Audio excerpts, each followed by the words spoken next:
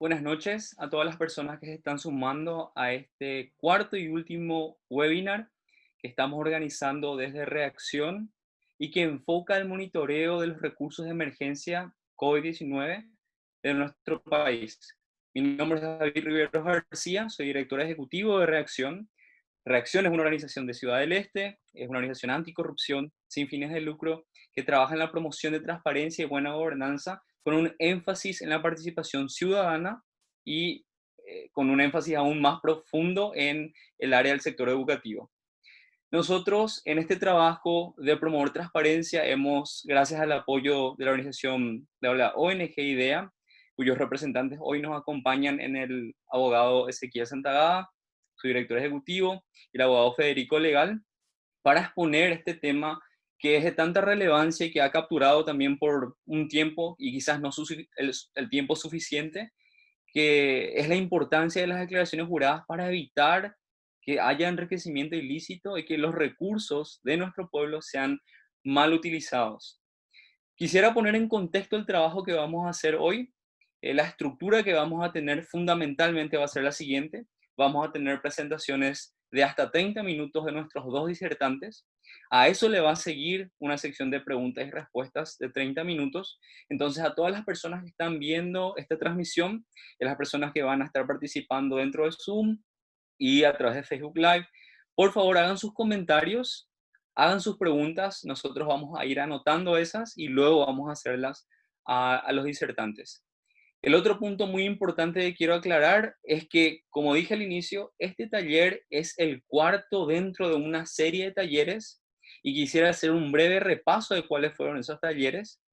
Cada uno de ellos tiene materiales facilitados por instituciones con las que estuvimos desarrollando esto, como la Dirección Nacional de Contrataciones Públicas, que fue el primer taller que hablaba de las contrataciones con recursos de emergencia COVID-19. En el segundo taller tuvimos los aspectos legales sobre los recursos COVID-19 y ahí estuvo quien hoy nos acompaña de nuevo, que es el abogado Ezequiel Santagada. El tercer taller fue sobre el monitoreo de recursos de emergencia y la utilización de datos abiertos para poder hacer eso. Y sí, terminamos la semana pasada. Y hoy el tema que nos llama son las declaraciones juradas y su vinculación o su importancia para el monitoreo de estos recursos. Cada uno de estos talleres, webinars, como les mencioné, tienen materiales desde el PPT hasta módulos completos que hemos agrupado en carpetas y le hemos facilitado a las personas que se registraron. Por eso, ahora quisiera mostrarles a ustedes el número al cual ustedes pueden enviarnos un mensaje si es que quieren la grabación de esos talleres que no supera la hora y media.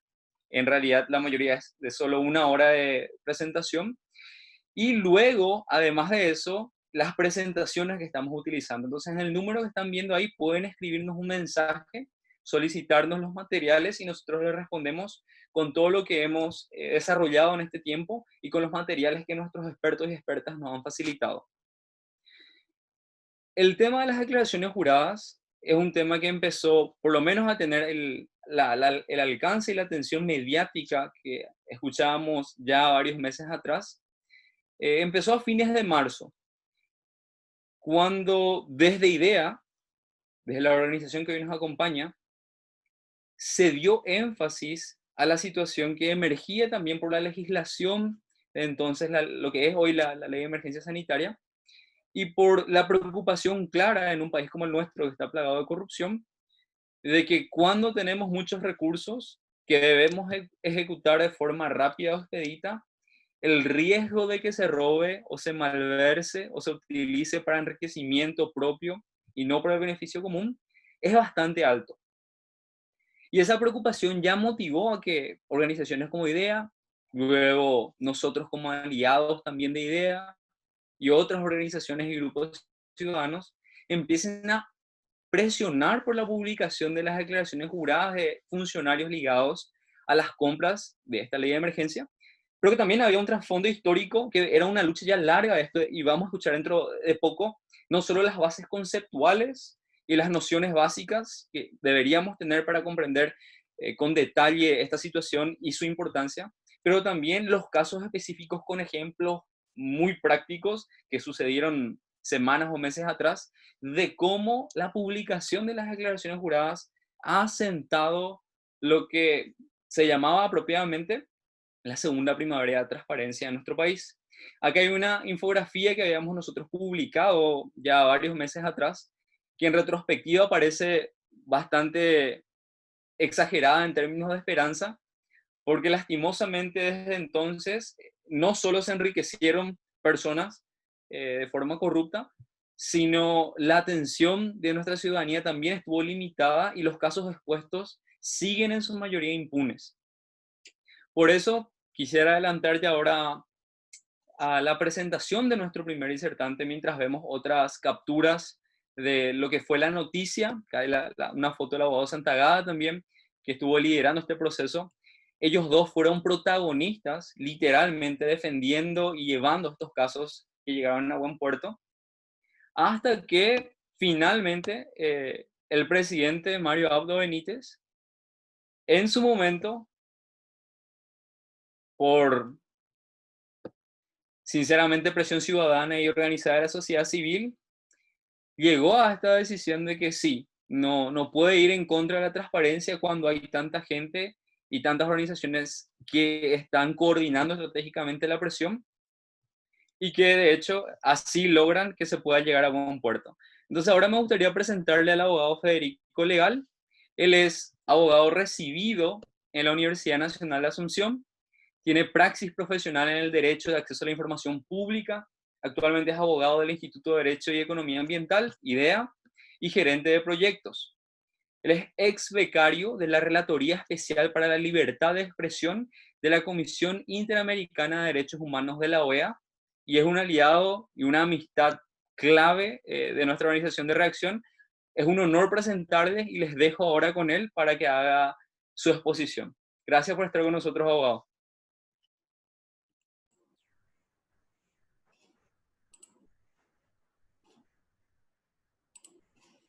Muy buenas noches, estimado David. Muy buenas noches a todas las personas que están participando. Un saludo muy fraterno, muy cordial a todo el equipo de Reacción. También agradeciendo por este enorme esfuerzo que están realizando para poner temas de alto interés público y para seguir empujando a toda la ciudadanía y a toda la sociedad, especialmente en un lugar tan crítico como el que están ustedes en Ciudad del Este, para poder combatir contra la corrupción y contra la impunidad. Desde IDEA estamos apoyando muy fuertemente a organizaciones que están luchando contra la corrupción y la impunidad, y esta es una iniciativa muy importante y, repito, es realmente para nosotros un honor y un privilegio poder compartir con ustedes. El tema que voy a tocar muy rápidamente, pero tratando de ser lo más claro y lo más conciso posible, es un poco hablar sobre qué entendemos por la expresión declaración jurada. Generalmente escuchamos de manera muy cotidiana, muy usual, que a veces tenemos que presentar una declaración jurada, por ejemplo, cuando hacemos algún trámite. Queremos, por ejemplo, aspirar a una beca y necesitamos una declaración jurada de que, por ejemplo, no estamos siendo financiados con otra beca, etcétera. Entonces, de manera muy general, voy a explicar el concepto, digamos, amplio y un concepto un poco más jurídico de qué se entiende por declaración jurada. Siguiente. En sentido amplio, podemos decir que una declaración jurada es una manifestación. Es una manifestación personal, es una manifestación unilateral que está naturalmente dirigida a una persona, a un destinatario, y puede ser de manera verbal o escrita. Siguiente.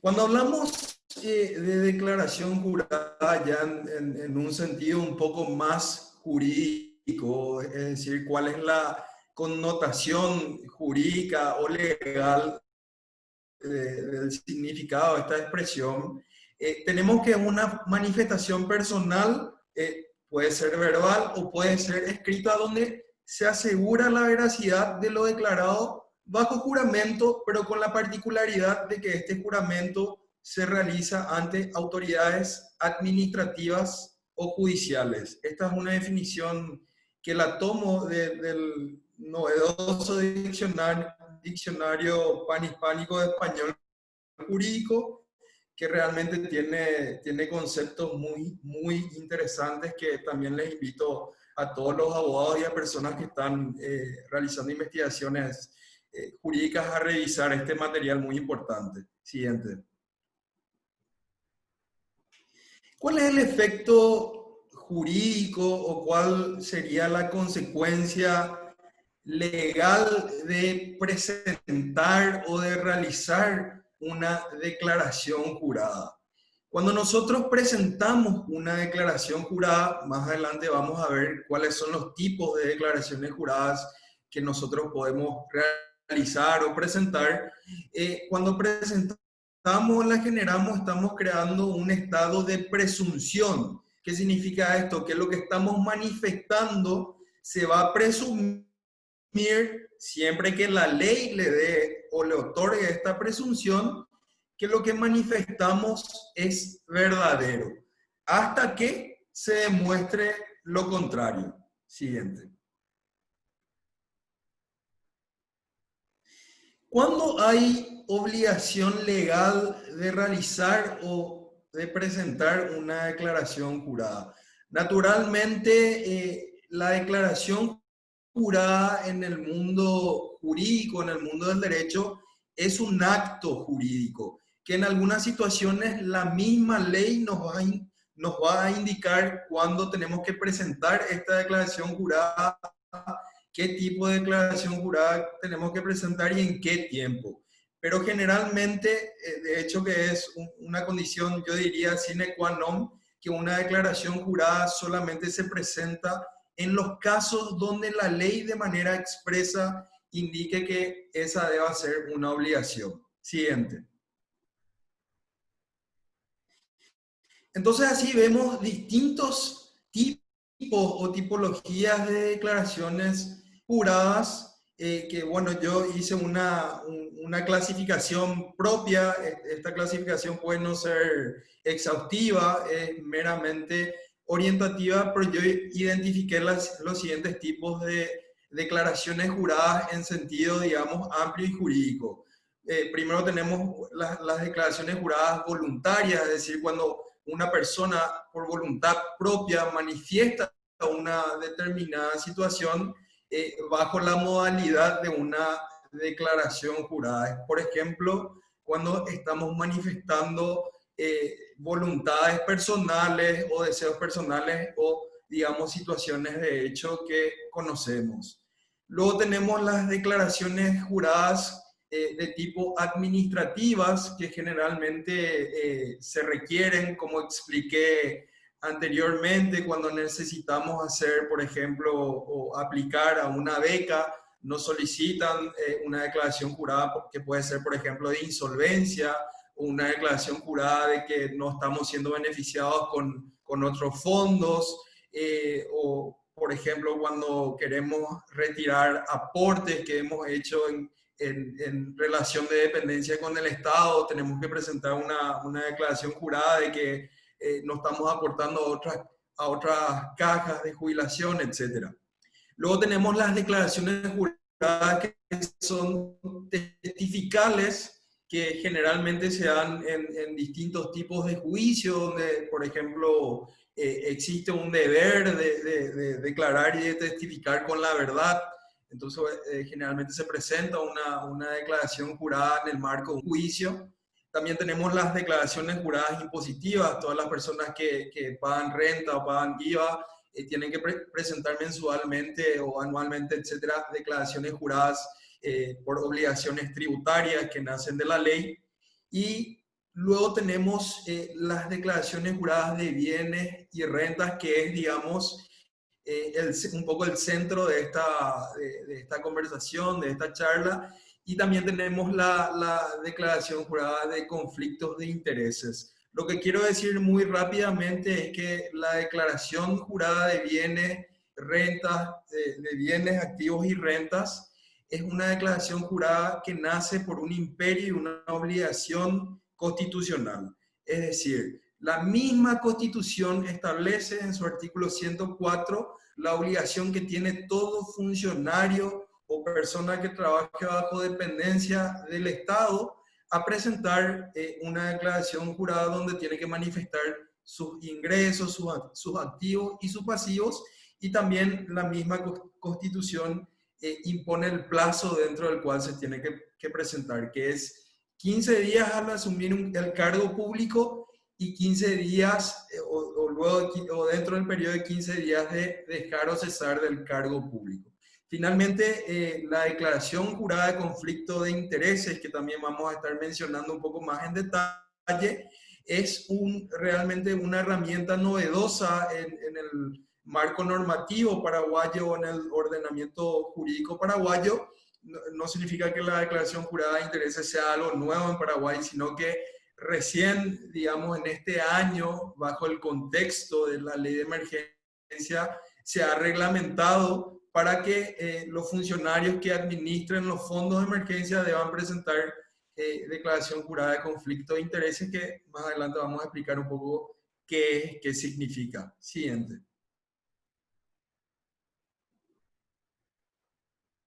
Lo primero que tenemos que preguntarnos es si las declaraciones juradas de bienes, activos y rentas que presentan los funcionarios públicos, de acuerdo con el artículo 104 de la Constitución y sus leyes reglamentarias, la ley 5033 y la ley 6355, son o no información pública.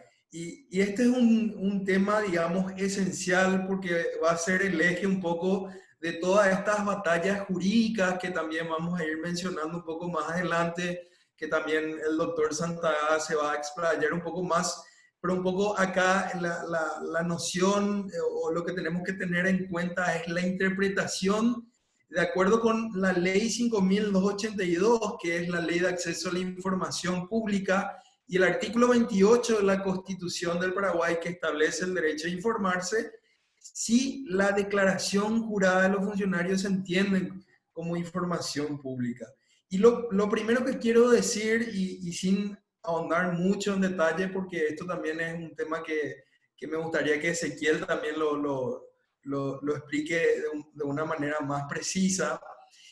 Como información pública, en los términos de la ley, entendemos a toda información, documentación y dato que es administrada, que es generada por el Estado, por sus dependencias o que es obtenida por el Estado en ejercicio de sus funciones oficiales. En ese sentido, si tenemos en cuenta esta definición amplísima de la ley 5282, tenemos una presunción de que las declaraciones juradas, al ser un documento que es obtenido por las instituciones en ejercicio de un mandato constitucional o en cumplimiento de un mandato constitucional, es información obtenida. Y como tal, entra dentro del concepto que da la ley de acceso a la información.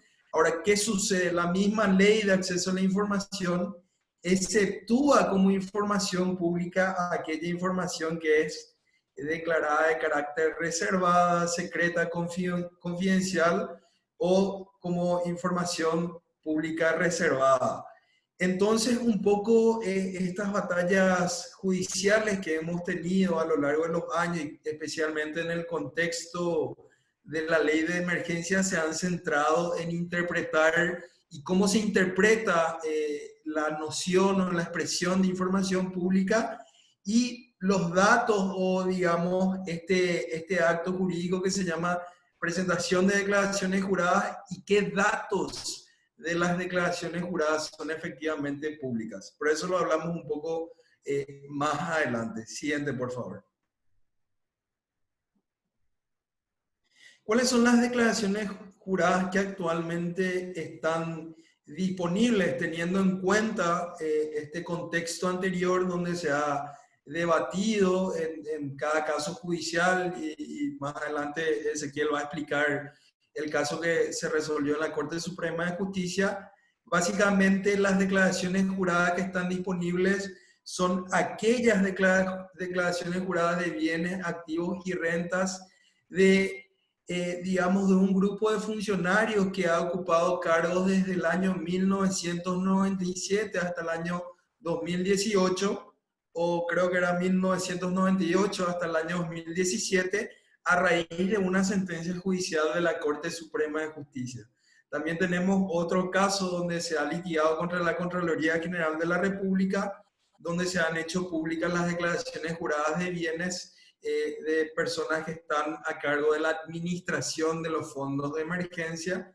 Y finalmente tenemos la declaración jurada de conflicto de intereses, que, como mencionaba anteriormente, es la novedad más importante que tenemos dentro del ámbito reglamentario que ha, digamos, ha reglamentado la ley de emergencia, un decreto reglamentario que establece la obligación de aquellas personas que estén encargadas de administrar los fondos de la ley de emergencia que presenten una declaración jurada de conflicto de intereses. ¿Y qué entendemos por conflicto de intereses? Y para esto sí quiero usar un poco la definición que da el mismo decreto 3506 que reglamenta la ley de emergencia, y en su artículo 70 dice textualmente que se entiende como conflicto o tensión entre la función o el deber público de un funcionario y sus intereses privados, personales, económicos, financieros, profesionales, laborales o particulares de cualquier otra índole. Los de su grupo familiar o de sus amigos cercanos, de modo tal que estos podrían influir indebidamente en el ejercicio de las funciones públicas. Siguiente. Acá vemos, digamos, el ejemplo de cómo podemos acceder a las declaraciones juradas que están publicadas del rango de funcionarios que ocuparon cargo desde el año 98 hasta el 2017. Siguiente.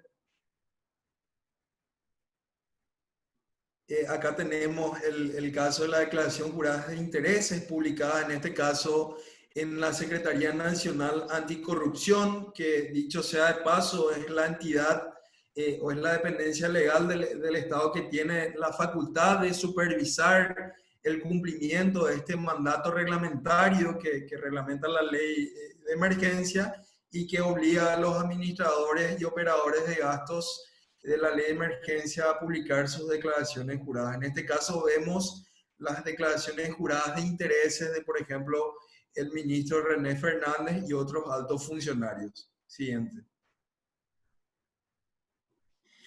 Una de las preguntas que nos hicimos a la hora de diseñar el contenido de esta presentación es un poco tratar de prever cuál sería una pregunta digamos, normal de por qué es importante la publicación de las declaraciones juradas. Sobre ese tema también me gustaría un poco dejarle al doctor Santadá que se explaye un poco más en las cuestiones más prácticas de la divulgación y publicidad de declaraciones juradas. Ahora yo hice un pequeño ensayo sobre qué secciones o qué estructuras de estas declaraciones, de ambas declaraciones juradas, serían información relevante para prevenir, para detectar actos de corrupción y para que podamos denunciar de manera responsable. Y como me contestaba Juan Pane en algún momento ante una pregunta similar que hice en el foro anterior, también llevado adelante por Reacción, todos los datos públicos que contengan las declaraciones juradas son de extrema importancia, así como toda la información pública que maneje el Estado es fundamental. Y también aquí quiero aprovechar esto para mencionar un contexto que todavía está siendo débil, que es la sistematización y que es la informatización de toda la información pública que el Estado paraguayo administra. Recordemos que el decreto reglamentario de la Ley de Acceso a la Información establece la obligación de que de manera progresiva toda la información pública esté disponible de la manera más accesible posible utilizando la tecnología. Y esto en cumplimiento concreto del artículo 3 de la Ley 5.282, que obliga a las instituciones del Estado justamente a sistematizar, a procesar y a difundir toda la información pública cumpliendo el principio de máxima divulgación. Bueno, acá un poco qué contenido de estas declaraciones juradas son fundamentales. Por supuesto que los datos patrimoniales y sobre todo los bienes registrables, registro de sociedades, acciones, créditos y débitos. Recordemos que no siempre tener mucho dinero, entre comillas, es significado de un potencial enriquecimiento ilícito, sino cuando hay también un pasivo muy grande y muy grave, entre comillas, podría llevar al afectado, obviamente, o a quien se encuentre en esa situación patrimonial, a conseguir dinero rápido para salir de ese estado. ¿Qué nos permite un poco esta clase de información? Si cruzamos datos, nos permite detectar fraudes, enriquecimientos ilícitos y potenciales conflictos de intereses. Y por supuesto que también la declaración jurada de intereses que debería, digamos, explayar más sobre esta temática. Actualmente el decreto reglamentario de la ley de emergencia solamente establece, digamos, que la CENAC tiene la facultad de reglamentar el contenido de la declaración jurada de intereses. Y de acuerdo con la reglamentación de la CENAC, actualmente solamente es obligación publicar sobre cargos públicos o posiciones ocupadas los últimos 2 años, la nómina de personas físicas o jurídicas donde la persona ha prestado servicios y datos de parientes hasta el 2º grado de afinidad y consanguinidad. Y ojo, la misma declaración jurada de bienes también tiene, digamos, en parte estos datos porque, por ejemplo, sí obliga a publicar o a declarar qué parientes se encuentran dentro del 2º grado de afinidad y consanguinidad están ocupando cargos públicos, por ejemplo. Lo llamativo que yo me pude dar cuenta es que en gran parte de las declaraciones que yo he revisado en el portal de la Contraloría, esos datos están, digamos, reservados. Porque recordemos que no todos los datos de las declaraciones juradas son públicas, pero me llama mucho la atención y tal vez es un tema a debatir porque en esta declaración jurada de intereses esos mismos datos sí son públicos. Solamente como una observación final, que podemos naturalmente hablar de manera más extendida y con puntos más concretos, el contenido tanto de la declaración jurada de bienes, activos y rentas como la declaración jurada de intereses están lejos de ser óptimos. Es decir, necesitamos mayor cantidad de datos que sean realmente fundamentales para lograr este propósito de que la divulgación de las declaraciones juradas permita prevenir, detectar y denunciar actos de corrupción. Siguiente, por favor. Ahí nada más puse los links de donde podemos acceder a las declaraciones que ya están divulgadas, pero por una cuestión de tiempo no quisiera detenerme en eso. Luego podemos, si sobra tiempo, compartir pantalla y ver y explorar los documentos. Siguiente. Bueno, un poco para hacer una transición ya y pasar a la exposición del doctor Ezequiel Santagada. Este tema, como mencionaba David Riveros, sobre declaraciones juradas, ha tenido un impacto muy importante, sobre todo en este contexto de pandemia y con la ley de emergencia. Si bien durante la vigencia, y que todavía está vigente la ley de emergencia, hemos litigado un caso contra la Contraloría General de la República, donde hemos conseguido la divulgación de declaraciones juradas, no solamente de funcionarios públicos, sino de proveedores del Estado, porque hay una nueva ley, la ley 6355, que modifica el marco normativo de la ley 5033, que reglamenta la presentación y el contenido de las declaraciones juradas.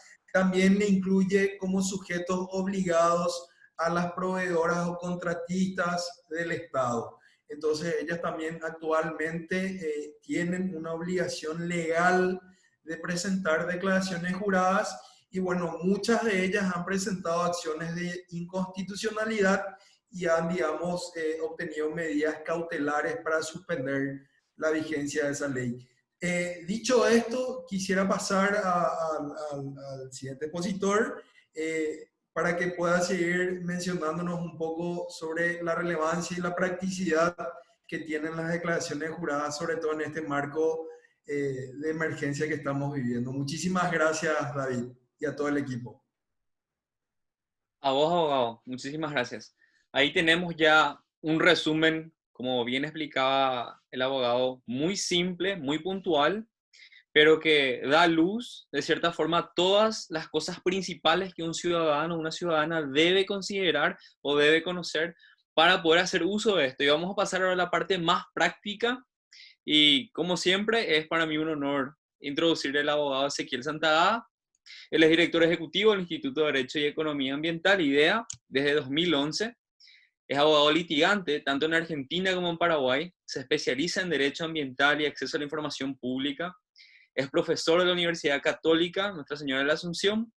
Es miembro de la Comisión de Derecho Ambiental de la Unión Internacional para la Conservación de la Naturaleza.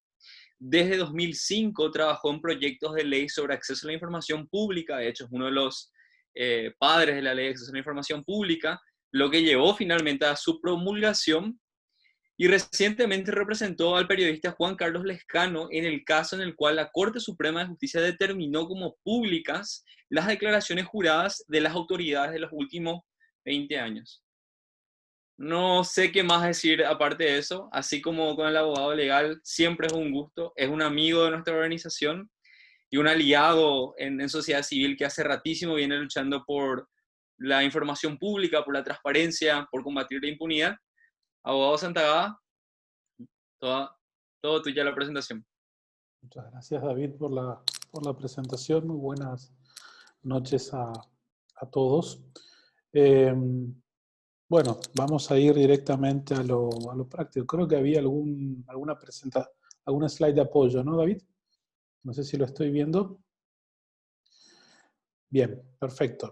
Contexto de la ley de emergencia sanitaria y en cuanto a declaraciones juradas, si la ley de emergencia mencionaba algo sobre declaraciones juradas. No, la ley de emergencia como ley no menciona la necesidad específica de presentar alguna declaración jurada. Como ya había adelantado Federico, la única declaración jurada que está prevista dentro del marco jurídico, en este caso en el reglamento de la ley de emergencia, es la presentación jurada de conflicto de interés por parte de quienes debían administrar los fondos de la ley de emergencia, los famosos fondos COVID.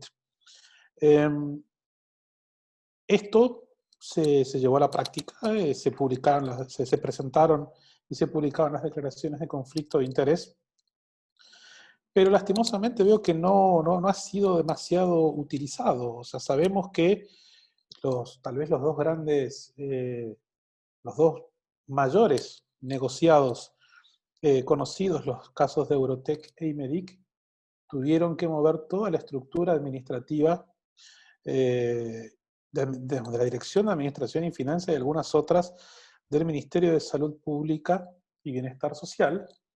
Las declaraciones juradas de conflicto de interés de todas estas personas estaban publicadas, los nombres estaban publicados, pero lastimosamente no se hizo hincapié en los funcionarios. No entiendo por qué no se ahondó en esto, porque estoy seguro que ahí podría haber habido, digamos, vinculaciones interesantes. Pero más allá de esto, en cuanto al patrimonio de todas estas personas, que básicamente eran las mismas que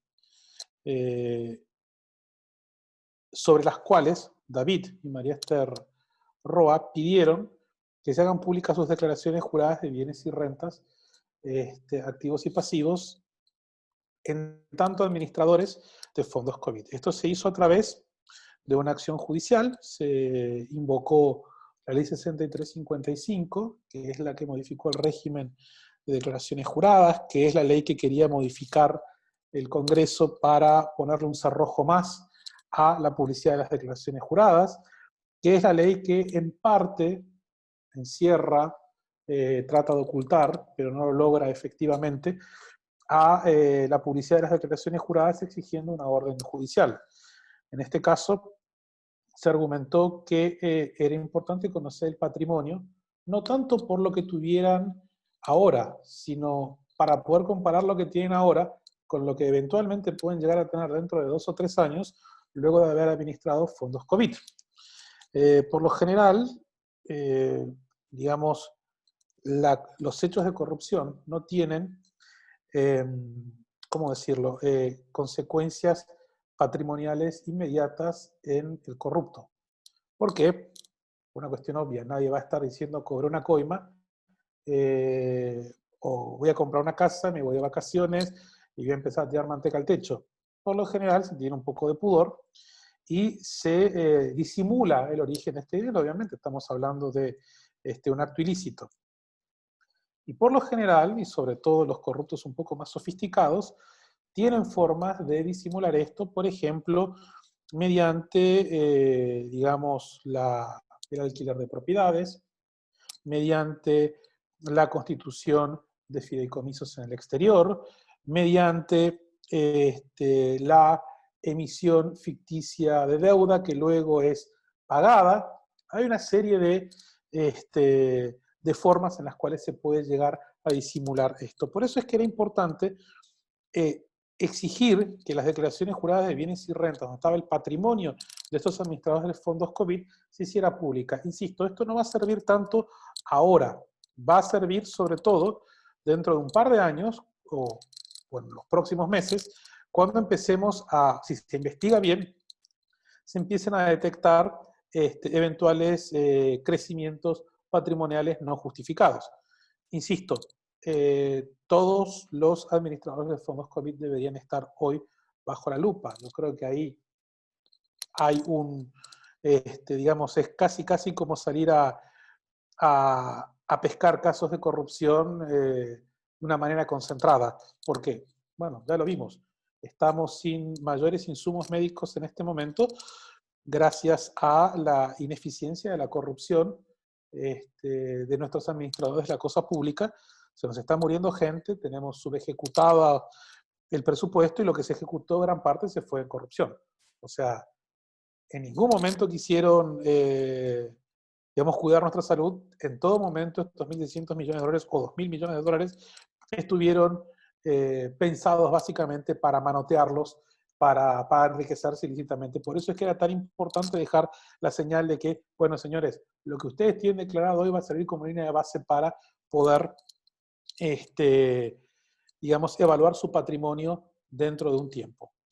Pero, insisto, esto fue lo único que había en la ley de emergencia en declaraciones de conflicto de interés, mismas personas que también debían presentar declaraciones juradas vía acción judicial exigida, o sea, iniciada, promovida por sociedad civil. Esto fue, digamos, una actividad complementaria de organizaciones de sociedad civil como para empezar a marcar el terreno. Pero insisto, la obligación de presentación de declaración juradas de bienes y rentas no es una obligación de la ley de emergencia. Nuevamente, para resumir, sí es la obligación de presentar declaración de conflicto de interés para los administradores de fondos COVID, como consecuencia de lo establecido en el decreto reglamentario de la ley de emergencia. La siguiente, por favor.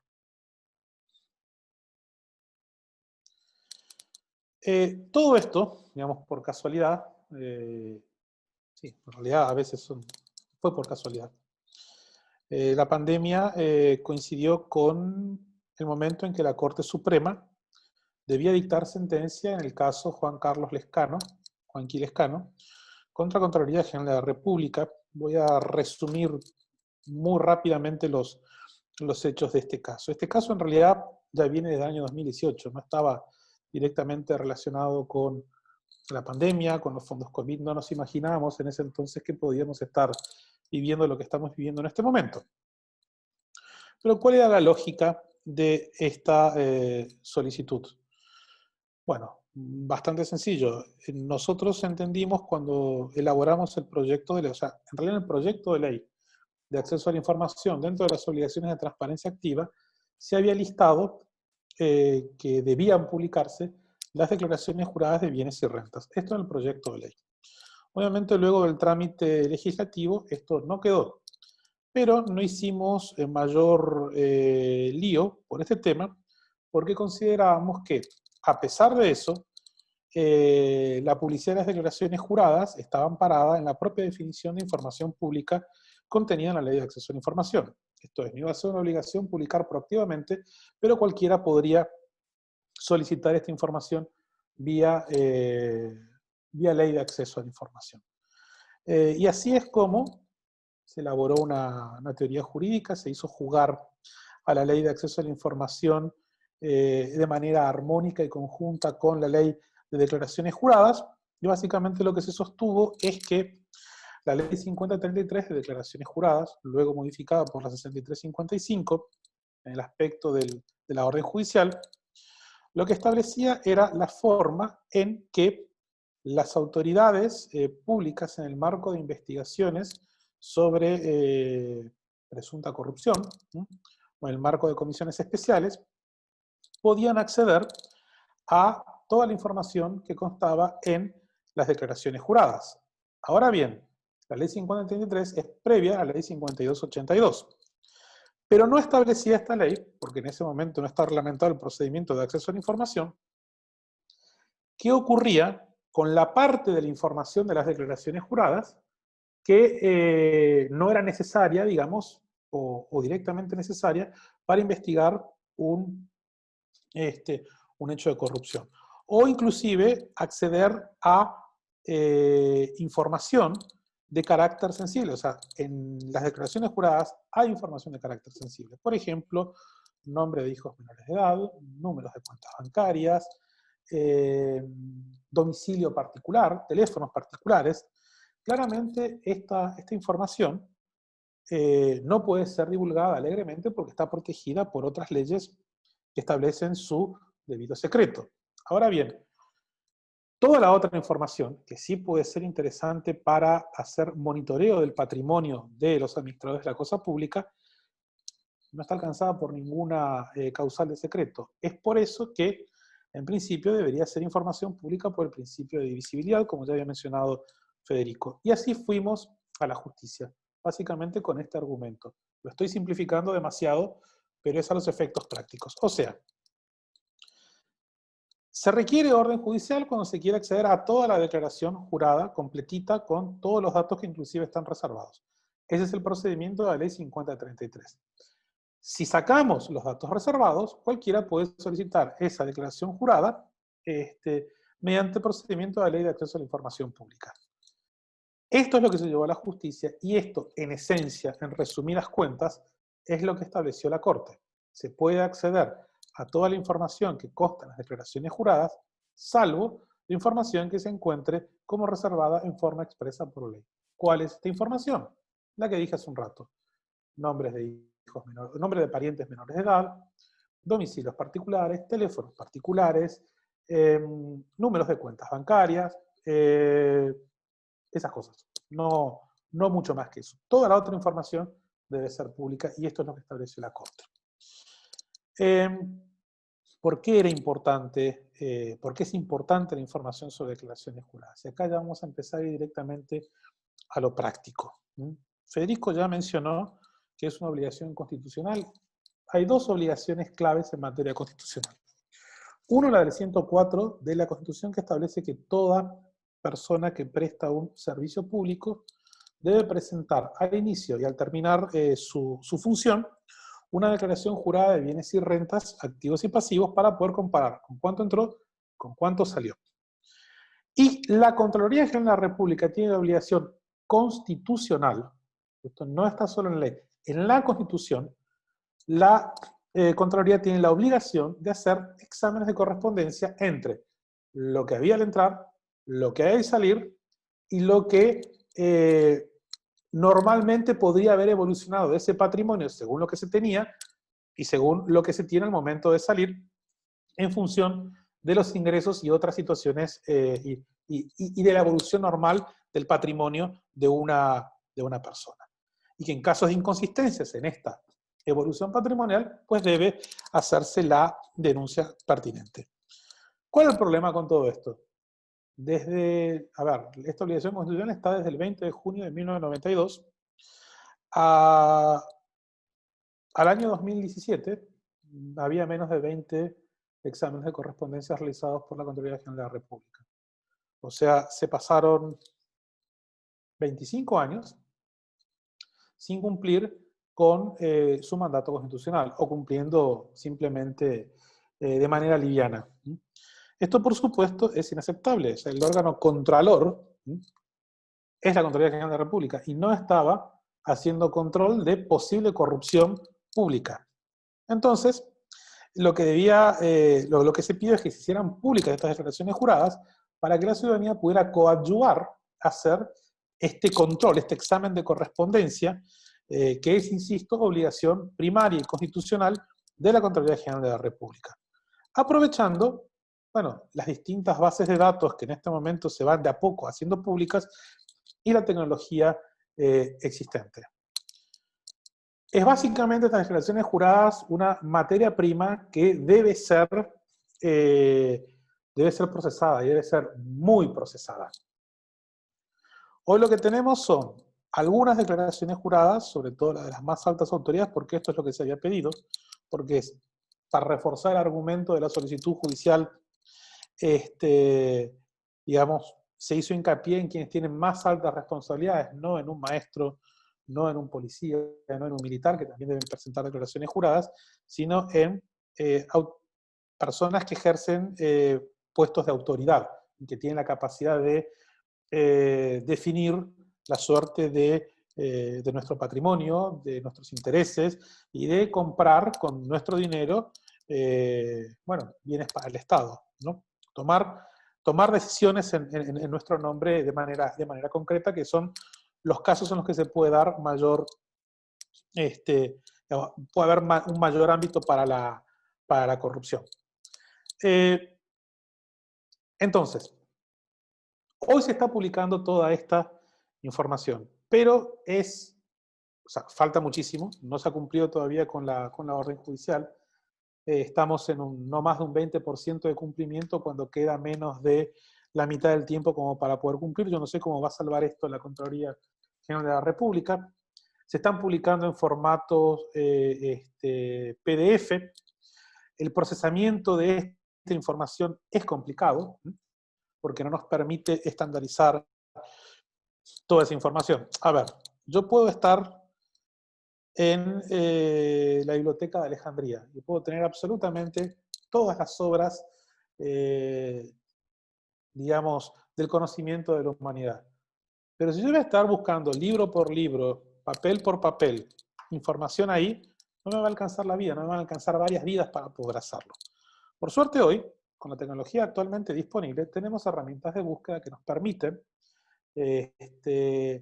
digamos, generar patrones de búsqueda, generar patrones de investigación que nos facilitan llegar a los resultados que en principio estamos esperando. Para esto se necesita de tecnología. Hoy un PDF es muy difícil de procesar. Primera cuestión que se necesita en materia de declaraciones juradas es que vayamos convirtiendo de a poco esos PDFs en formato de datos abiertos que nos permitan empezar a hacer los cruces necesarios. Primera cuestión que va a tener que hacerse, porque si no, el análisis, el control ciudadano va a ser prácticamente imposible. a menos que se haga una investigación minuciosa por una sola persona. Sobre esto voy a hablar en un rato acerca de cuáles podrían ser los ejemplos para hacer investigaciones minuciosas con lo que tenemos hoy a nuestra disposición. O sea, concepto importante. Necesitamos transformar la información de declaraciones juradas a formato de datos abiertos. ¿Para qué? Para que esta información pueda ser usada, reusada, procesada, reprocesada, compartida y poder llegar a conclusiones válidas por lo menos para generar indicios de posibles inconsistencias. Para esto la tecnología es aliada, es clave. De lo contrario es imposible. Y estamos en pleno siglo XXI, no estamos hablando de tecnología de índole prohibitiva. Esto es número uno. Número dos, como ya también mencionó Federico, pero acá yo quiero hacer hincapié, toda esta información que está en las declaraciones juradas no nos va a decir mucho si no la podemos contrastar con otras bases de datos. ¿Y cuáles son, o sea, las bases de datos que podrían llegar a darnos luz acerca de la consistencia, inconsistencia, regularidad o irregularidad de estas declaraciones juradas? Bueno, hay alguna información a la que podemos apelar hoy. Por ejemplo, tenemos información sobre, o sea, en las declaraciones juradas están los números de cuenta corriente catastral o padrón. El número de cuenta corriente catastral es una especie de cédula de identidad de cada inmueble urbano, y el número de padrón es la cédula de identidad, por así decir, de los inmuebles rurales. Esta información sí está publicada en las declaraciones juradas. Ahora, ¿cómo podemos contrastar si lo declarado coincide con lo que figura, por ejemplo, en el catastro? Hoy la base de datos de catastro, siendo imperfecta como es, porque es muy imperfecta, tiene muchísima información, y poniendo el número de padrón o el número de cuenta corriente catastral, podemos saber si coincide o a nombre de quién está el inmueble que el tal o cual funcionario o autoridad declaró. Primer cruce elemental. Por ejemplo, yo tengo abierta la declaración jurada del señor Nicanor Duarte Frutos, la última que él había presentado cuando dejó de ser embajador en la Argentina. Y él presenta en su declaración jurada, vemos sus inmuebles y vemos que, por ejemplo, tiene una estancia, claramente, en el distrito Teniente Irala Fernández, esto es en el departamento de Villalles, que lo adquirió en 2003 y tiene un número de padrón número 476. Yo pongo esta información en el catastro y me sale que efectivamente está a nombre del señor Nicanor Duarte Frutos. Él declara que eso, o sea, estamos hablando de 3.668 hectáreas. Él declara que el valor en ese entonces de ese inmueble, estoy haciendo algo rápido, dividido, digamos, en ese entonces 3.500, valía algo así como $255.000. Cualquiera sabe que en esa zona lo más barato que se puede conseguir son $400 la hectárea por 3.668, nos está dando $1.500.000, más o menos. O sea, la diferencia entre los menos de $300.000 que él dice que vale, o que declara que vale, y lo que vale en la realidad, ya es algo que nos debería empezar a llamar la atención. Luego seguimos en el Chaco, uno de los inmuebles que declara, dice que tiene otro inmueble en Teniente Irala Fernández, con un número de padrón 2110. Lastimosamente, este inmueble no aparece en los registros del Servicio Nacional de Catastro. Hemos buscado por números similares y no aparece. Pero, bueno, un tema que debería eventualmente ser aclarado. También es importante leer las declaraciones juradas con un poco de detenimiento y contrastarlos con informaciones que nosotros podemos buscar en Google, ¿no? Y digo, todos sabemos que el señor Duarte Frutos, por ejemplo, asumió como ministro de Educación en el año 1993. Este señor, en el año 1992, todo lo que tenía era un inmueble en Coronel Oviedo con un valor actualmente, o sea, a 2016, de 167 millones de guaraníes, lo que habrá valido en ese entonces. O sea, se supone que estamos hablando de un inmueble modesto. Ahora bien, a partir del año, digamos, 94, este señor empieza a adquirir un inmueble en el distrito de La Recoleta. 1994. En 1998 sigue, y aparte uno se fija cuál es el número de cuenta corriente catastral, él compra el primer inmueble con un número de cuenta corriente catastral 14.355.10.11. Son 2 terrenos, básicamente. Y después, en el año 98, compra otro terrenito pegado, 14.355.23. Y así, si vamos viendo cómo va comprando otros terrenos, él, al lado de esa vivienda, ya en 2003, se supone siendo presidente o acaba de asumir, compra el 14.355/14 y así va después compra el 14, ya en 2008, el 14.355/15 y va consolidando su pequeña fortaleza del barrio de La Recoleta. Interesante, todo esto coincide cuando él era presidente de la República, él tuvo abiertas causas por enriquecimiento ilícito. ¿Qué pasaron con esas causas sobre enriquecimiento ilícito? En todos los casos fueron sobreseídos. ¿Qué podríamos hacer en este caso? Solicitar copia al Poder Judicial de las investigaciones fiscales, a ver si se llevaron a cabo en debida forma o no. Porque todo este patrimonio, o sea, todo este crecimiento patrimonial coincide cuando, bueno, este señor fue presidente de la República. Entonces, fíjense la información interesante que simplemente con datos sobre inmuebles podemos empezar, y un análisis elemental de estas declaraciones juradas podemos empezar a obtener y saber si están, si constan declarados en catastro o no constan declarados en catastro. Esto nos debe llevar a cualquiera puede hacer una solicitud de acceso a la información para saber cuáles son las causas abiertas sobre cualquier persona en el Poder Judicial. Hay que mandar un correo electrónico a estadísticas o entrar al portal de acceso a la información y esa información se debe dar. ¿Cuáles son las causas, los procesos voluntarios o contenciosos que tienen todas las personas? Si, por ejemplo, alguien declara que recibió tal o cual, digamos, inmueble como consecuencia de una sucesión, pues podemos averiguar si ha existido y en qué juzgado ha tramitado esa sucesión y por supuesto podemos ir a verla en otro momento. Si uno si se dedica a la actividad ganadera, seguimos con el ejemplo de Nicanor, que esto es traspolable a cualquier otro. Este señor debería contar con una licencia ambiental para dedicarse a la ganadería, ley 294 y su decreto reglamentario 453. Uno busca en las bases de datos del MADES y no encuentra ninguna licencia ambiental a nombre del señor Duarte Frutos. Entonces se supone que probablemente ese inmueble haya sido transferido eventualmente a una sociedad comercial. Eventualmente. Digo, es interesante porque no vemos que haya ninguna sociedad comercial declarada por el señor Duarte Frutos en el año 2016. Con lo cual, o estamos en presencia de un delito ambiental o estamos en presencia de un falseamiento de declaraciones juradas. Todo podría llegar a ser. Digo esto rápidamente. También este señor debería tener marca de ganado, un registro de marca de ganado a su nombre. En Cenaxa podemos chequear esta información.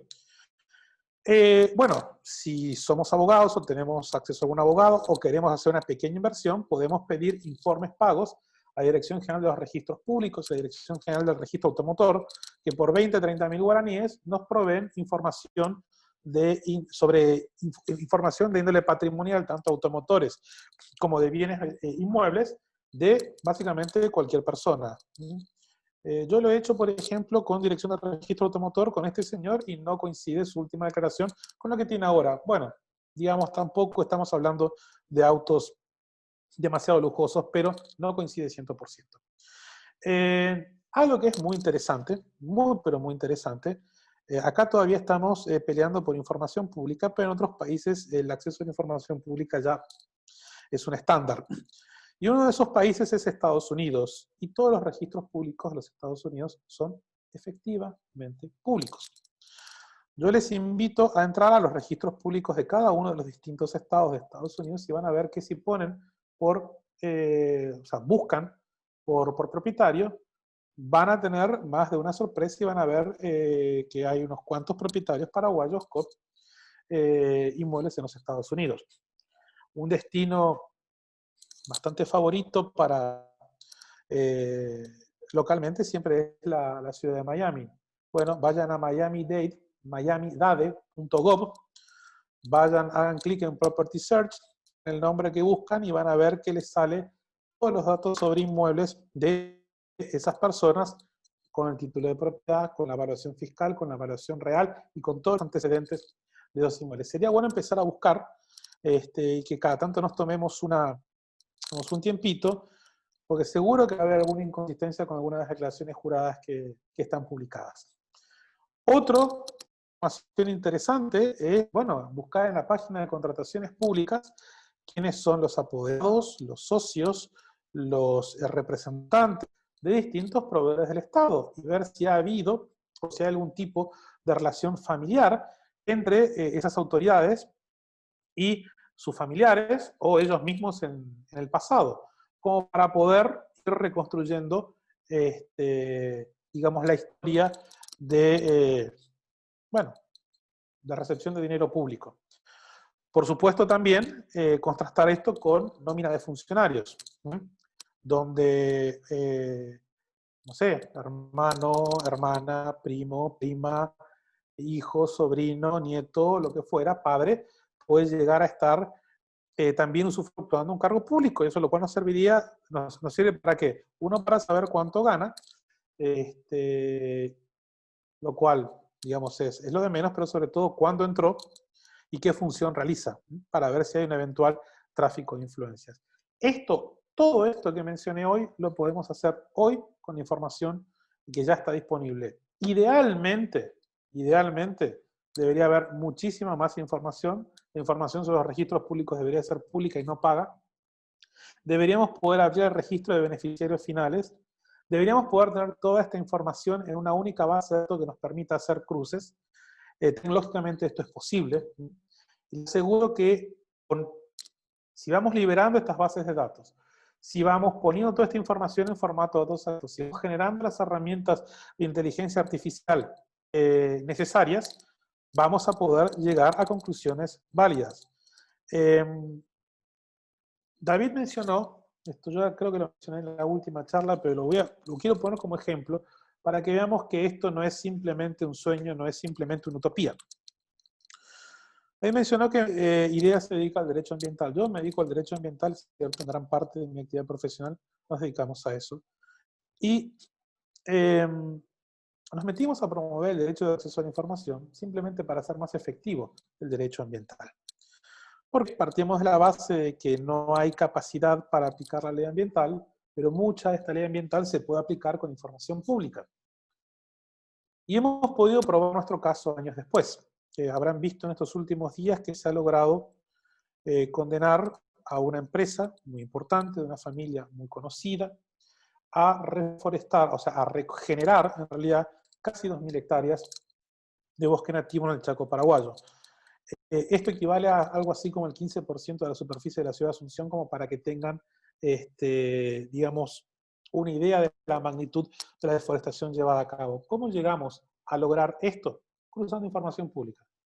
Cruzando información sobre licencias ambientales, cruzando información sobre catastro y cruzando información disponible en satélites de agencias espaciales de otros países como Estados Unidos y Brasil. Conjugando toda esta información con la tecnología actualmente existente, pudimos presentar una denuncia responsable, pudimos probar nuestro caso en el proceso y pudimos lograr digamos, este guiño a favor del ambiente. De una manera relativamente barato. Hoy es barato. Haber conseguido, por supuesto, haber hecho esta patriada para conseguir esta información fue complicado. Pero el concepto es el mismo.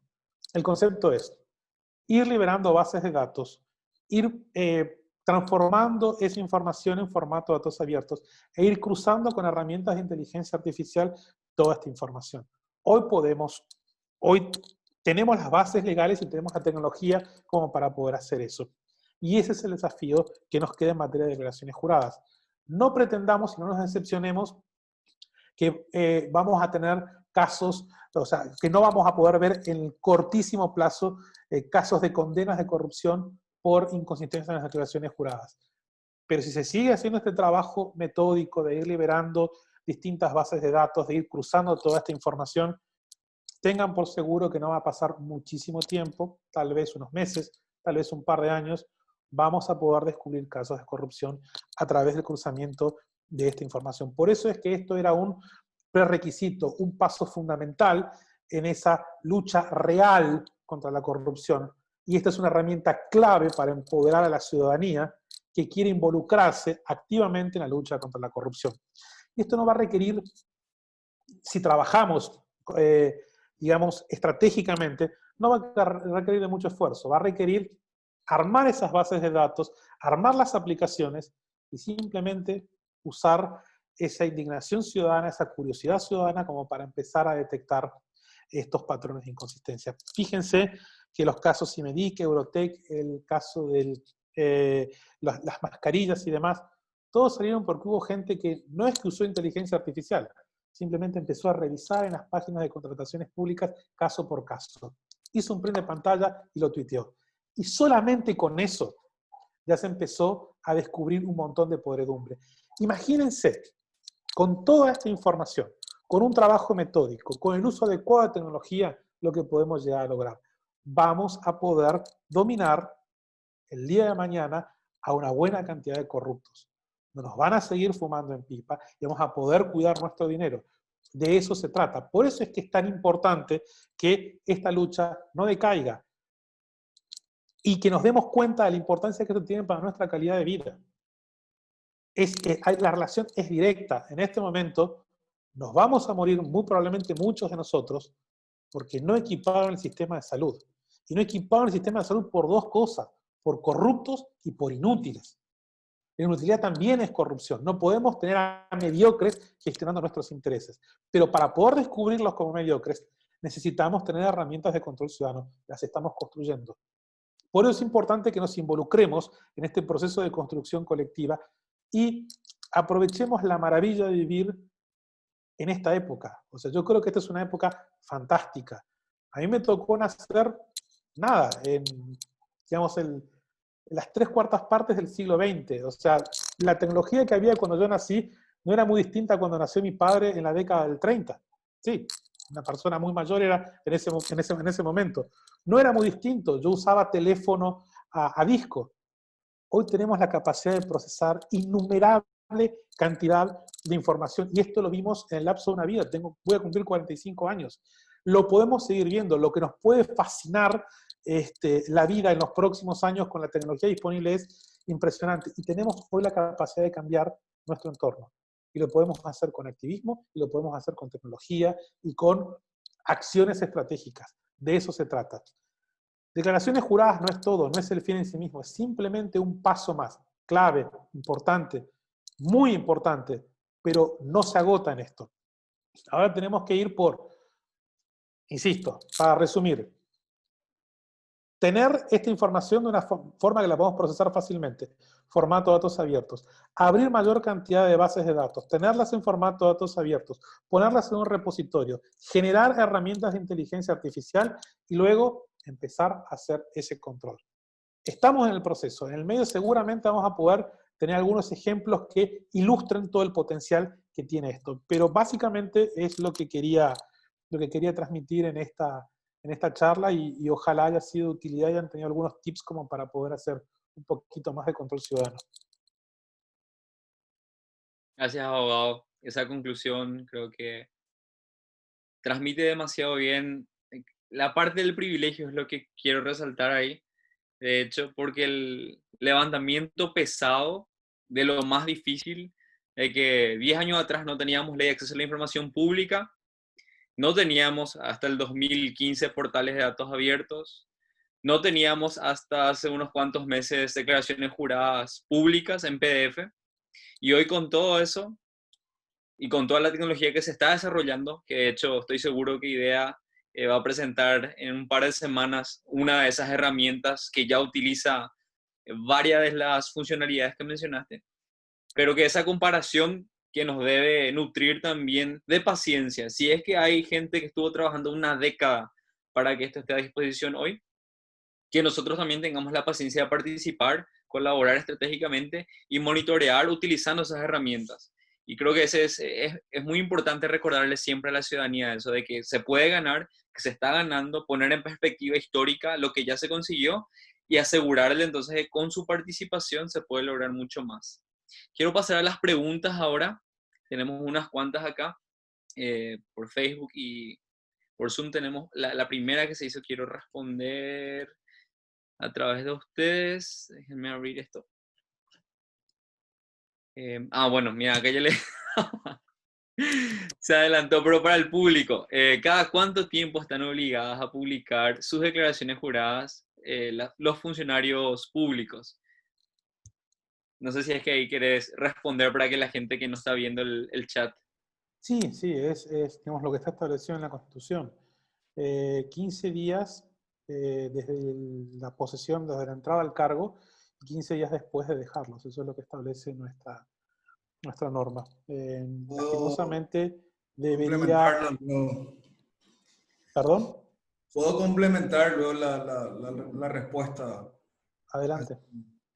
Bueno, en relación a esa consulta, David, es un tema que ha generado muchísima discusión y mucho debate, inclusive un ex ministro de la Corte Suprema de Justicia, el doctor Sindulfo Blanco, a través de sus redes sociales también se cuestionaba sobre la obligación, entre comillas, de actualizar la declaración jurada y ¿por qué pasa esto? Porque efectivamente la Constitución es tan específica y tan concreta que dice a los 15 días, como mencionamos, o dentro de los 15 días de haber tenido posesión del cargo y 15 días dentro de haber dejado el cargo, se tiene que presentar la declaración jurada. Pero interín, ¿qué sucede?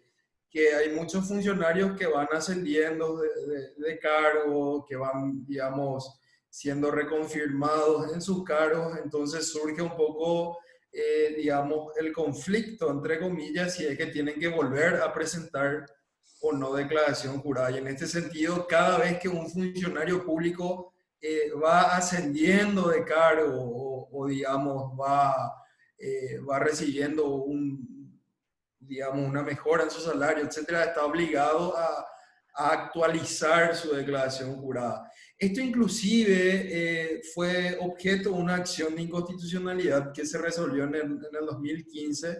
No voy a entrar en detalles sobre el caso, pero básicamente en esa oportunidad la Sala Constitucional declaró inconstitucional 3 artículos de la Ley 5033 en favor de los accionantes. Y también sucede que cuando entra en vigencia la Ley 5033 en el año 2013, obliga a los que ya eran funcionarios a actualizar en un plazo de 60 días, digamos, sus declaraciones juradas y, digamos, a los otros funcionarios que iban ingresando dentro del plazo señalado por el artículo 104 de la Constitución. Pero hasta hoy día sigue siendo objeto de mucho debate. Por ejemplo, y sin mencionar nombres, vemos que cuando se publicó, cuando entró en vigencia la ley 5033, algunos ministros de la Corte Suprema ya estaban ejerciendo su cargo y bueno, no actualizaron sus declaraciones juradas, etcétera, siendo que la ley también les es aplicable a ellos. Pero como mencioné, hay un contexto donde, digamos, se ha generado una suerte de debate sobre una interpretación respecto a lo que establece el artículo 104 y las leyes reglamentarias. Sin embargo, digamos, el estándar de la Contraloría General de la República es que naturalmente el funcionario que vaya siendo ascendido tiene que ir presentando, actualizando sus declaraciones juradas. Muy interesante eso que agregan. Y hay otra pregunta que no sé si se relaciona directamente, pero que sí es bastante, no sé, es tan lógica, no sé si ya lo mencionaron, Pero si existe una sanción prevista para los funcionarios o proveedores, dice durante COVID-19 que no presenten sus declaraciones. Hay una sanción, hay una forma de obligar eso. Y acá el comentario que mencionó también en el abogado Santaga, yo quiero complementar, de lo que se ganó aquella vez en el caso contra el Contralor General de la República, de las instituciones que debían publicar esto, que eran los funcionarios públicos que tenían que administrar o que tendrían responsabilidad o manejo, pasaba por sus manos esto de los recursos de emergencia. 8 instituciones públicas hasta hoy no han facilitado sus ordenadores de gastos, que son las personas que están en estos cargos, que son responsables de administrar esto. Entre ellas, el Ministerio de Salud Pública y Bienestar Social, que es la que todavía no ha facilitado sus ordenadores de gastos. Entonces, ¿existe sanción por esto? ¿Se puede hacer algo?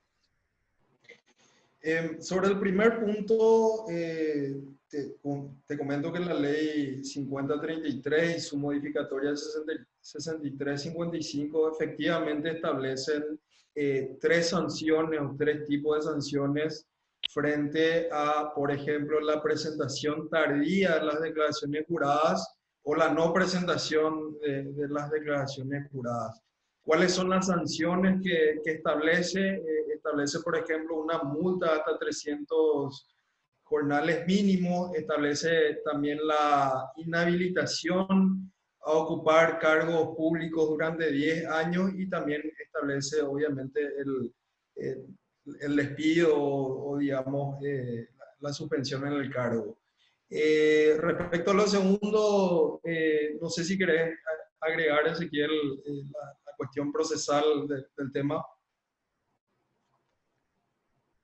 Expláyate, Fede. No, bueno, respecto a lo que mencionabas, David, efectivamente existe una orden judicial que le obliga a la Contraloría General de la República a publicar las declaraciones juradas de todos los operadores de gastos de la ley de emergencia. Ahora sucede que para el cumplimiento de esa sentencia, naturalmente la Contraloría General de la República necesita de tener la información oficial de estas instituciones del Estado que están mencionadas en el artículo 3 de la ley de emergencia para que ellas informen quiénes son los operadores o los administradores de gastos y de tal manera la Contraloría pueda cumplir. Es decir, hay una suerte de cumplimiento indirecto por parte de la Contraloría porque una vez que la Contraloría tenga esa información oficial recién puede cumplir. Entonces, ahí hay una cuestión, digamos, estrictamente procesal en el sentido de que hay que solicitar, digamos, ejecución de la sentencia de manera tal a que estas instituciones se vean compelidas a entregar esta información y de no hacerlo entren en lo que se llama el desacato o digamos el desobedecimiento, una orden judicial. Y yo también creo que hay otra forma, pero que tiene su cuestionamiento, lo hemos debatido, lo hemos discutido con Ezequiel y nos queda un poco de todo claro, pero yo también considero que en estos casos la información pública es fundamental porque recordemos que la ley de acceso a la información establece dentro de las obligaciones de transparencia activa que se debe publicar la nómina con las funciones de los funcionarios, las funciones reales. Y agregando también un tema muy importante, el mismo, o digamos, la misma declaración jurada de conflicto de intereses que hoy día está divulgada, justamente es de operadores de gastos y administradores de la ley de emergencia. Es decir, en mí, y este es un criterio muy personal y no institucional, yo creo que la Contraloría General de la República podría valerse de la información que la misma Secretaría Nacional Anticorrupción ya está divulgando para saber o tener la presunción cierta de quiénes son realmente estos operadores y administradores de gastos. Genial. ¿Algo que quieras agregar, abogado Santagada? Porque tengo una pregunta adicional para vos, si es que no tenés algo que agregar sobre lo que dijo el abogado legal ahora mismo. No, está bien. Genial. Entonces, la otra pregunta Y quiero aprovechar ahí lo que mencionaste brevemente, que es el listado de beneficiarios finales, que es algo así que de verdad suena muy abstracto, raro, no se comprende qué significa eso. Entonces se relaciona a esta, la pregunta creo en parte, dice hasta qué punto sirven o son suficientes las declaraciones de conflictos de interés para quienes administren recursos COVID. ¿Y qué información faltaría que publiquen estos administradores para clamar transparencia efectiva? Y si le podés vincular eso con lo que es el listado de beneficiarios finales, sería genial para entender un poquitito más de eso también. A ver, lo que tenemos que... Sí, está. Lo que tenemos que tener en cuenta es que el conflicto de interés se puede dar en varios niveles, ¿sí? Pero sobre todo en dos. A nivel familiar, ¿sí? Si yo tengo parientes vinculados a otras instituciones en las cuales pueda haber algún tipo de conflicto de interés, eh, por relaciones comerciales, ¿sí? Eventualmente la participación mía o de parientes en proveedores del Estado, y algo que no está previsto en el decreto reglamentario de la ley de emergencia, pero bueno, digamos, este ejercicio de presentación de declaración de conflicto de interés vale como, digamos, como experiencia, bueno, las relaciones de amistad, ¿sí? O las relaciones de acreedor-deudor que podría haber entre las determinadas personas. Básicamente el conflicto de interés son las mismas preguntas que cuando uno va a un juzgado y le hacen sobre las generales de la ley es si es pariente, si es amigo, si es acreedor o deudor, cuál es el tipo de relación que existe entre un testigo, por ejemplo, y la persona sobre la cual se va a atestiguar. El conflicto de interés, en esencia, pasa por ahí. Como esto fue establecido en norma reglamentaria y fue hecho muy rápido, ¿no? Claramente se hizo una búsqueda muy rápida en materia de derecho comparado, se agarró lo que se encontró rápidamente en Google, porque esa es la verdad. Si uno ve la redacción, va a encontrar trazos inequívocos de normas jurídicas de la región, pero no importa. El punto es que por lo menos se hizo este primer intento, y esto el día de mañana necesariamente, en el marco de una ley de ética pública, tendremos que tener regulado por un lado el conflicto de interés y por el otro lado digamos, las declaraciones de índole patrimonial, que por supuesto se juntan en algún momento, pero que no son necesariamente iguales. Y en materia de registro de beneficiarios finales, ¿para qué serviría esto? O sea, tenemos la ley 6446, que es una de las leyes que se aprobó en el marco de el examen que Paraguay va a tener sobre Gafilat. ¿Sí? Esta es una ley que el registro de beneficiarios finales lo que pretende es que se conozca quiénes son las personas físicas detrás de las personas jurídicas, ¿sí? Para que no se usen a las personas jurídicas como pantalla de negocios ilícitos de personas físicas. Entonces, saber quiénes son los representantes, quiénes son los apoderados, quiénes son los socios, o sea, quiénes son las personas detrás de la estructura societaria.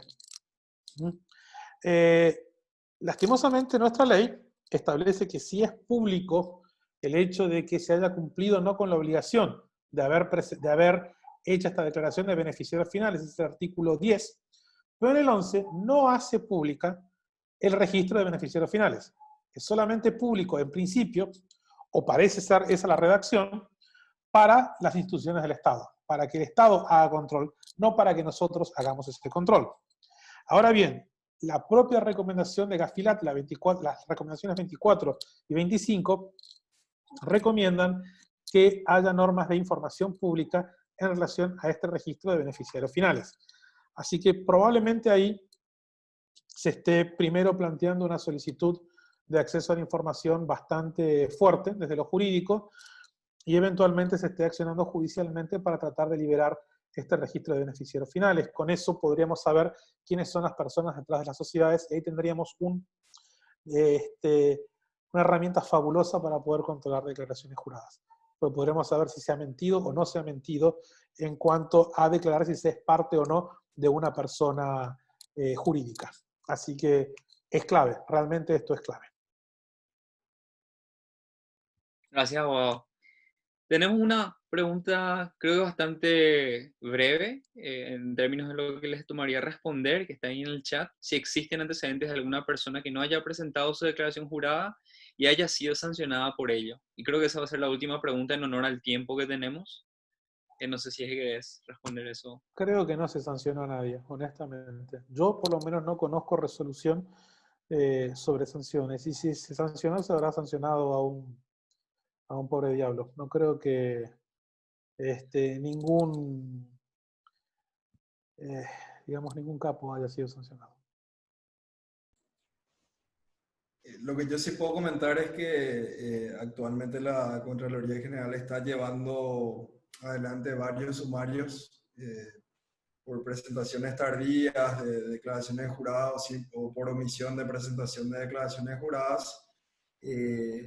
Sé que tiene un reglamento que fue aprobado hace menos de un año justamente para llevar adelante estos sumarios.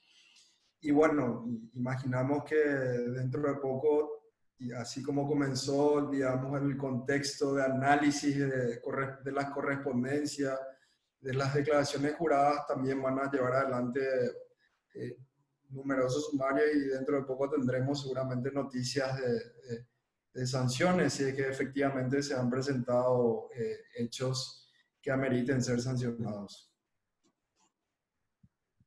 Como para concluir, les quiero pedir un mensaje a ambos de máximo 2 minutos, porque la percepción que solemos dar, creo, a la ciudadanía, las organizaciones de la sociedad civil, las empresas, los perfiles reconocidos públicamente, los que tienen la capacidad de influenciar, es que el tipo de victorias que se logran solo las pueden alcanzar ciertas personas o solo ciertas ONGs, y hay un nivel superior que hay que llegar, pero que una persona, un ciudadano común y corriente, no podría hacerlo normalmente.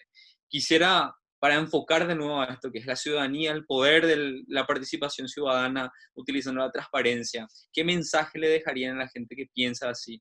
Y podemos pensar contigo, abogado legal, y después concluimos con el abogado Santagata. Bueno, llegar a estas reflexiones nunca es fácil, sobre todo porque es un tema que si bien apasiona mucho, a mucha gente también le genera situaciones de mucho riesgo. Eh, Ser activista por la lucha contra la corrupción, contra la impunidad, también el rol de la prensa y el periodismo de investigación, no está de más mencionarlo, también que pasan por contextos restrictivos. Por suerte, Paraguay todavía sigue siendo un país donde el ambiente de la libertad de expresión, la libertad de informar y, digamos, la libertad de divulgar y ser activista no es tan crítico como en otros países, lo cual no significa que no haya situaciones particulares de personas que estén pasando, digamos, contextos negativos. Sin embargo, nosotros desde el Instituto de Derecho y Economía Ambiental llamamos a ejercer siempre este control ciudadano, llamamos a no tolerar la corrupción y llamamos sobre todo a ejercer un control para que no haya impunidad. Yo creo que el mayor de los males de todo este paquete de corrupción es siempre la impunidad, porque es la impunidad, digamos, el que sella y deja, digamos, que la corrupción siga libre. Entonces, mi mensaje es que sigamos interesándonos y sigamos creciendo mutuamente para, digamos, poder incidir de manera positiva en las políticas del Estado paraguayo. Gracias, abogado. Abogado Santagata.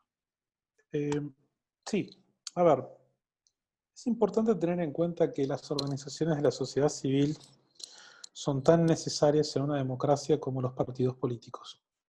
Pero hay una enorme diferencia en los derechos que priorizan partidos políticos y organizaciones de la sociedad civil, que son dos cosas completamente distintas. Nuestra Constitución claramente establece en el artículo 1 que somos una democracia representativa, participativa y pluralista, basada en el reconocimiento de la dignidad humana. Esto es, somos una democracia que tiene por fin último reconocer la plena vigencia y operancia de los derechos humanos. Esto no lo digo yo, lo dijo la Corte ya, lo dijo el doctor Oscar Paciello en el caso Wilson Smith en el año 1996. Estoy citando casi de memoria una decisión de la Corte Suprema. Perdón, el caso Rubin. Es así de sencillo. El partido político va a pujar por la representación, va a pujar por intervenir en la cosa pública a través de la búsqueda de cargos electivos. Para eso están los partidos políticos. Ejerce una influencia impresionante en nuestra vida. Obviamente son quienes, en definitiva, ponen a la gente que nos gobierna. Ahora bien, nuestra democracia no es simplemente representación. Nuestra democracia no es simplemente delegación. Y ahí es donde el rol de las organizaciones de la sociedad civil, pequeñas o más grandes, toman todo su potencial. Es necesario que nos organicemos necesariamente para poder participar. Si queremos emprender un negocio, sí, tenemos que organizarnos comercialmente. Si queremos emprender un estudio, y tenemos que organizarnos académicamente. Si queremos pelear por un derecho, tenemos que organizarnos en el marco de una asociación y pelear por eso. Una estructura siempre es necesaria en todos los ámbitos de la vida. ¿Hay esfuerzos individuales que pueden llegar a cambiar la historia? Por supuesto, el talento es una de las más maravillosas características del ser humano. Pero por lo general, cuando hay estructuras, esos pequeños talentos desconocidos, tal vez inconexos, tal vez que no tienen el momento de nutrirse con otros, se van juntando en esas organizaciones que son las que van produciendo cierto cambio. Y en el Paraguay esto es clave. Tenemos una sociedad civil dentro de todo bastante vibrante. Como mencionó Federico, a Dios gracias, gozamos de libertad de expresión, de libertad de asociación, de acceso a la información, de un entorno que nos permite desarrollar estas actividades. No siempre es la panacea, pero vamos a la justicia y obtenemos respuestas por parte del Poder Judicial. Hacemos incidencia y tenemos respuesta por parte del Poder Legislativo. Hacemos incidencia y tenemos respuesta por parte del Poder Ejecutivo. Y no necesariamente eso tiene que estar enmarcado en una política partidaria. Es por defensa de derechos, es por defensa de valores tan necesarios como la puja política partidaria que pueden tener los partidos políticos, pero no es lo que hacen organizaciones de la sociedad civil. Y acá no es que hay grandes organizaciones de la sociedad civil. En idea no hay ningún grande. O sea, somos un grupo de gente que hace años ha decidido con un montón de dificultades seguir estando juntos. Yo me dedico a ser abogado, tenemos empresarios, tenemos otro tipo de profesionales, pero que sí le dedicamos una parte importante de nuestro tiempo a promover estos derechos porque creemos que ayuda a mejorar nuestra calidad de vida. En definitiva, lo hacemos para que, hasta por egoísmo si se quiere, para vivir mejor, para pasarla bien, para realmente poder transmitir algo, para dejar algo al otro, pero siempre también pensando en nosotros. O sea, yo no quiero vivir en un entorno donde violen permanentemente mi dignidad por atropellos, por falta de respeto, por falta de servicios. Mi concepción de cómo uno debe ser digno es pelear por sus derechos. Y habemos unos cuantos que tenemos una concepción similar. Por eso nos organizamos, por eso peleamos y por eso ejercemos el olvidado pero sagrado derecho a la participación en la vida democrática.